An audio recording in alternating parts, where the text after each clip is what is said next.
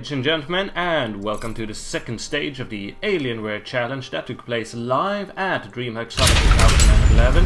Here we have Jimpo, the Swedish Terran player who won the first group against none other than Death Angel from Romania. Now he gets to face the Swedish Protoss champion SaSe, which has proven himself to be quite a powerhouse lately and definitely an international pro gamer on the rise. But those are no news to us because he was a well-accomplished Warcraft 3 player back in the day, actually lived, trained and competed in China, which is, well, that does say a lot actually about his pro gamer credentials. And indeed we will see an epic game in this best of 5 series here, starting on Metalopolis, the MLG version, which means of course that the players cannot spawn in close positions such as here or indeed from Jimpo here. Those starting positions are impossible, so this lends itself to the longer macro games, less cheesy, less rush based perhaps.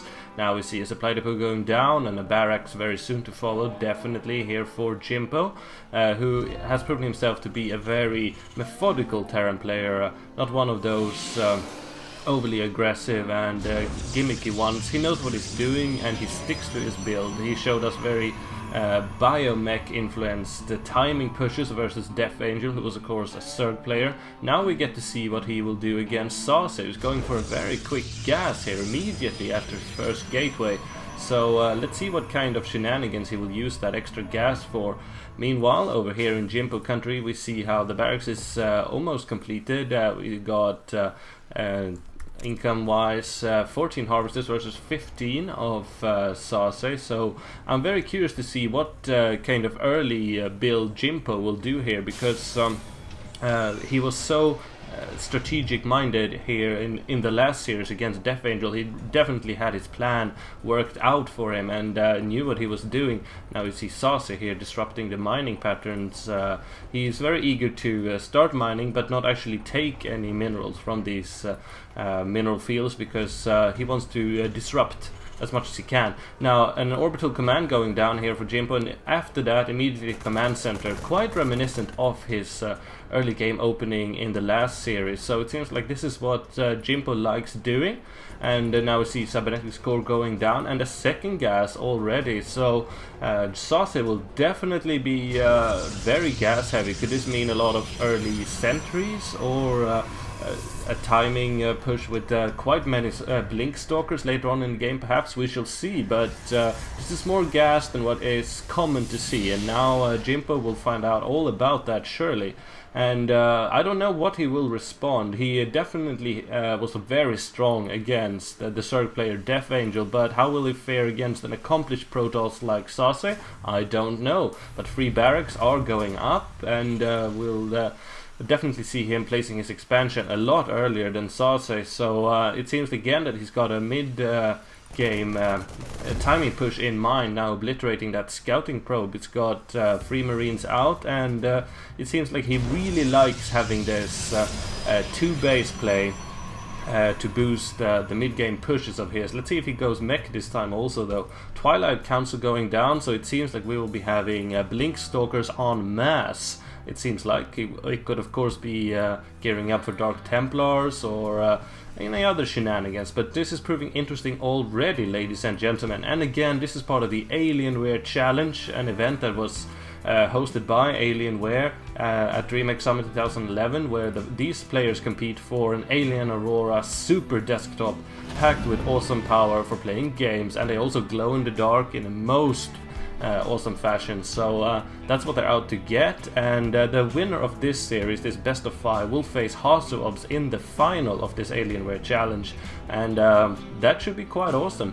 Now Blink indeed going down, only 2 gateways so far, no sign of an expansion yet, and quite even in supply. Here we do see the expansion probably soon going down, yes, and now getting scanned here, so now he knows about the Twilight Council. Let's see how he reacts. There will be many stalkers, already some around here, but they should not be able to do too much damage here, not even managing to snipe that SCV.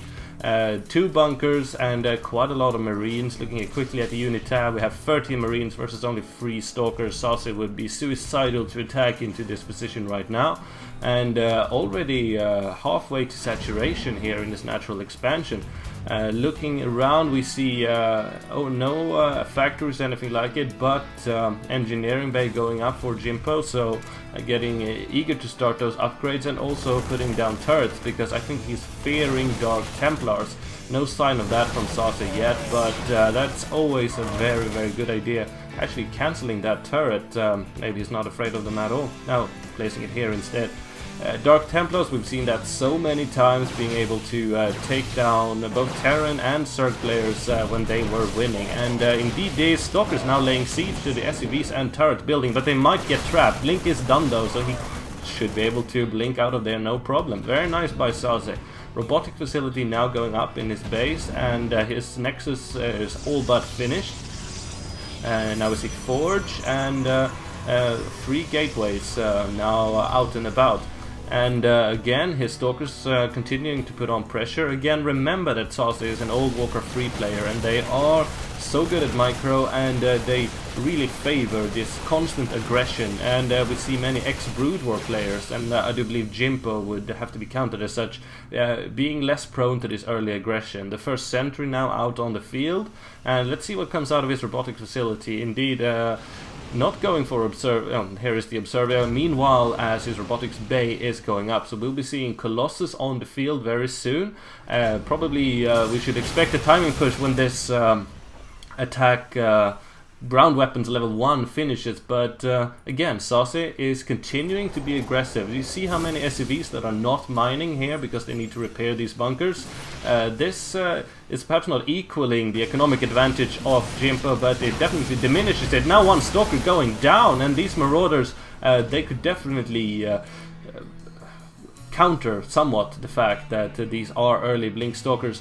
Now, Stimpack is only now halfway to being researched. We see infantry weapons level 1 going up, and only now is the robotics bay finishing, so we should be seeing Colossus coming out. Yes, indeed, SaSe wastes no time, and I expect when this upgrade finishes, we will be seeing some tangible aggression coming out of SaSe, or he'll wait until he's got 1 or 2 Colossus. But Colossus, of course, can walk up these cliffs here and enable these Stalkers to blink up. So I think we might see something like that.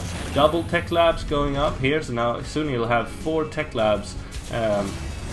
Oh, and now the Observer enables a blink, completely circumventing the defenses of Jimpo and taking down this tech lab. That will delay the Marauder production significantly, and a beautiful force field here by the sentry who snuck up, denying the entry of these Jimpo forces from taking down these Stalkers and obliterating SCVs. Might be able to get another tech lab. No, instead he blinks out, saving all his forces, losing only a sentry and perhaps 1 Stalker. Very beautiful indeed. Now taking down that Observer, very good. Meanwhile, we see charge upgrade as well as thermal lands going up for our Protoss players. So he knows what he's doing, and with its constant early aggression, this fast expansion from Jimpo didn't do much good. But of course, the game is not over yet. Zealots not yet with charge, getting obliterated, and the Blink Stalkers evading battle when they know they can't win it.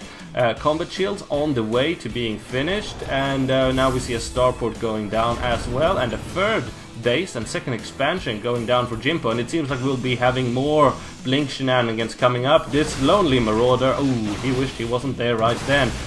No more force fields here at the ramp though, so these forces should be able to take down the Stalkers quite easily. But still, this early aggression really puts Jimpo back and prohibits him from doing that mid-game timing push that was so deadly against Death Angel. When Jimpo can just build up undeterred, undisturbed, he is in a very deadly and commanding position, but SaSe will have none of that. It seems like this reacted starport will very soon be churning out Medivacs or even Vikings. If he is aware of the Colossus threat, he should definitely be anticipating it at the very least. And you just see how much damage SaSe is able to do with comparatively little units here. So good at micro, his Warcraft 3 skills really shining through.